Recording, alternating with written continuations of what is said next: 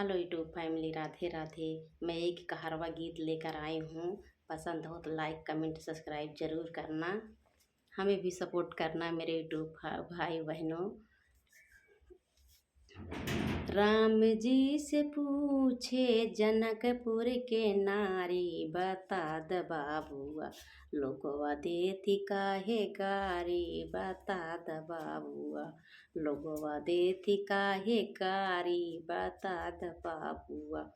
राम जी से पूछे जनकपुर के नारी, बता द बाबुआ लोगवा देती काहे गारी, बता द बाबुआ।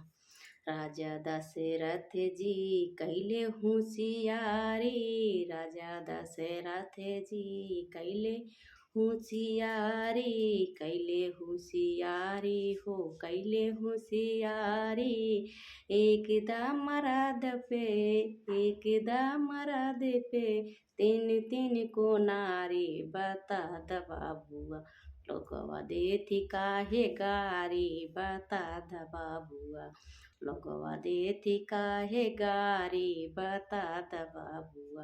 राम जी से पूछे जनकपुर के नारी, बता द बाबुआ लोगवा देती काहे गारी, बता द बाबुआ।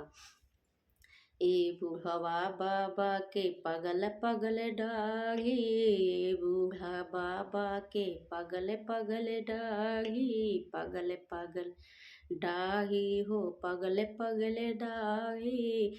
देखन में पातर खाए भार थारी, बता द बाबुआ बता द बाबुआ लोगवा देती काहे गारी, बता द बाबुआ लोगवा देती काहे गारी, बता द बाबुआ।